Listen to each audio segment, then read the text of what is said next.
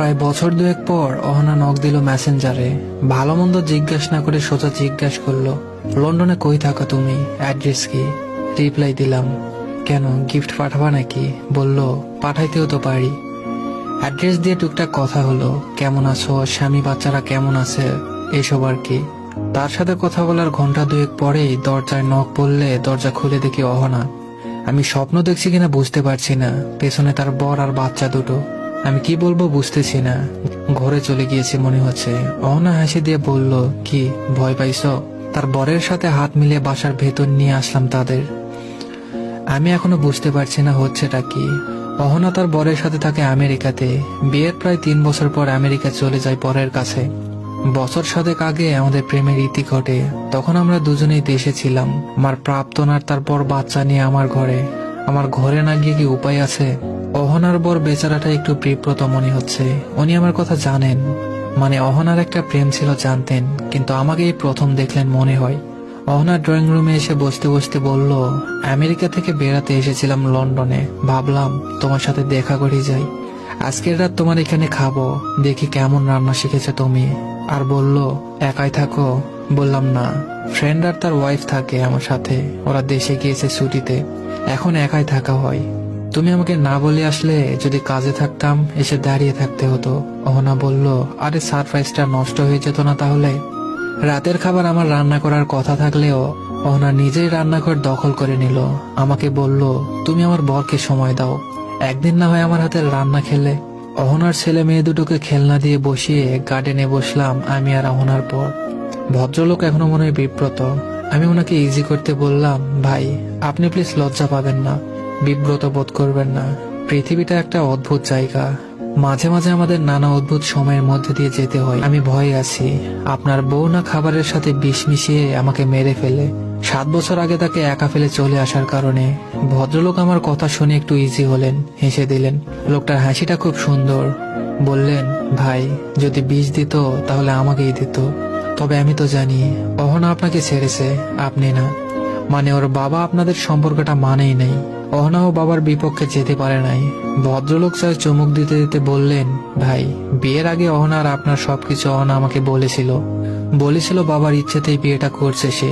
ভাই জানেন, এখনো প্রায় নিজেকে ভিলেন ভিলেন লাগে। আমি বললাম, সিসি ভাই একই কথা, রাখেন না আগের কথা। আপনাদের কি সুন্দর সংসার, দুটো সুন্দর সুন্দর বাচ্চা, এগুলো মনে করবেন না। ভাগ্য হয়তো আমাদের সাথে ছিল না। ভদ্রলোক বললেন, না না ভাই, আমি সুখী মানুষ। অহনার মতো বউ যার পাশে থাকে সে সুখী না হয়ে পারে। তবে জানেন, আমার নায়ক হওয়ার সুযোগ ছিল।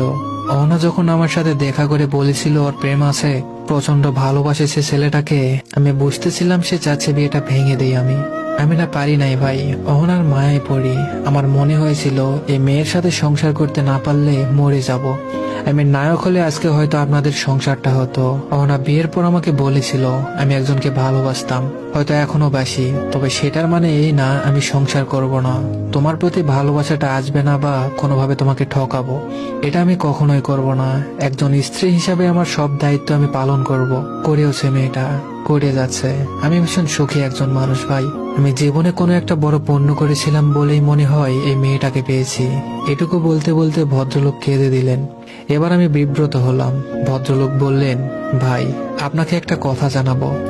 অহনার বছরখানেক আগে ক্যান্সার ধরা পড়েছে, চিকিৎসা চলছে, কিন্তু খুব একটা লাভ হবে না। আপনি হয়তো জানেন আমি নিজেও ডাক্তার। আমি ভদ্রলোকের কথা শুনে কেমন জানি শূন্য হয়ে গেছি। উনি কি বলছেন এসব? ভদ্রলোক আবার বলা শুরু করলেন, ও খুব দ্রুত অসুস্থ হচ্ছে, লন্ডনে ঘুরতে আসার পাগলামি করে। আমাকে বলল, আমি কিছুদিন পরেই তো মারা যাব, আমাকে একটু লন্ডন ব্রিজ দেখিয়ে আনো। আমি পাগলামি প্রশ্রয় দিলাম, কিন্তু এখানে আসার পর জানলাম এখানে আসা শুধু আপনার সাথে একটাবার দেখা করার জন্য। লন্ডন ব্রিজ দেখে হোটেলে ফেরার পথে গাড়িতে আমাকে হাত ধরে বলল, জানো যেদিন রানার সাথে শেষ দেখা করি, পাগলের মতো চিৎকার করে কেঁদেছিল রানা। ধানমন্ডি লেকে একজন প্রেমিক তার প্রেমিকাকে জড়িয়ে ধরে চিৎকার করে কেঁদেছিল আর আকুতি মিনতি করে বলেছিল, আমাকে ছেড়ে যেও না প্লিজ, আমি তোমার বাবার পায়ে ধরে তোমাকে চাইবো, তোমার সুখের জন্য আমি সবকিছু করব, প্লিজ আমাকে ছেড়ে যেও না। নিষ্ঠুর আমি বলেছিলাম, আমার সুখের জন্য আমাকেই ছেড়ে দাও তাহলে। আমাকে এই শেষ সময়টায় একটাবার রানার সাথে দেখা করতে দিবে? অহনার পর একটু থেমে বললেন, জানেন গত 7 বছর অহনা তার বাবার সাথে একটা শব্দও বলে নাই। একটা ওয়ার্ডও না। বলে আমার বাবা আমার সুখ চেয়েছেন, আমি সুখে আছি। জন্মদাতা বাবা আমাকে জন্মের অধিকার খাটিয়েছেন, মানুষ হিসাবে আমারও অধিকার আছে। তার সাথে কথা বলবো না বলবো না সেটার। এসব কাহিনীতে ভাই মাঝে মাঝে নিজেকে ভিলেন বলে মনে হয়। তবুও আমি স্রষ্টার কাছে কৃতজ্ঞ অহনার মতো একজন বউ পেয়ে। সে একজন স্ত্রী যেমন, তেমনই একজন প্রেমিক হারানো প্রেমিকাও। দুনিয়ায় আমার যত ক্ষমতা আছে আমি চেষ্টা করে যাব আমার অহনার সুস্থতার জন্য। তবু আমি জানি আমাকে হার মানতে হবে। আমি আর আমার অহনাকে পাশে পাবো না কখনোই। তবুও কত মিরাকেল হয় না ভাই, একটা মিরাকেল হোক। আমিও তো এই পণ করেছি, অহনা সুস্থ হয়ে গেলে আমি তাকে বলবো তুমি আমাকে ছেড়ে যেতে পারো অহনা, তুমি যেখানে সুখে থাকবা সেখানেই যাও। তবুও তুমি বেঁচে থাকো, নিঃশ্বাস নাও। রান্নাঘর থেকে রহনা ডাক আসলো, আমাদের কথা বাধা বলল। ধানমন্ডি লেকে আমি আর রহনা প্রায় দেখা করতাম। সে প্রায় এটা সেটা রান্না করে নিয়ে আসতো আমার জন্য। তার মধ্যে তার হাতের গাজরের হালুয়া ছিল আমার সবচেয়ে প্রিয়। নীলে একটা বক্সে খাবার টেবিলে দেখলাম হালুয়া রাখা। অহনা বলল খেয়ে দেখো, নষ্ট হওয়ার কথা না, আমেরিকা থেকে আনা, ফ্রোজেন করে এনেছি, স্বাদ আছে কিনা কে জানে। বললাম খাবো, রেখে দাও। রাতে অহনারা বিদায় নিল আমার কাছে। অহনার বর ভদ্রলোক বাচ্চা দুটোকে নিয়ে আমাদের একা ছাড়লেন কিছুক্ষণের জন্য। অহনা বলল আমার বর তোমাকে আমার অসুখের কথা বলেছে নিশ্চয়। ভনিতা করব না, আমার তোমাকে একবার সামনাসামনি দেখার ইচ্ছা ছিল। আর এই তোমার চিঠি রাখো, তোমার দেওয়া 188টা চিঠি। এই চিঠিগুলো পুড়িয়ে ফেলার অনেকবার চেষ্টা করেও পারি নাই।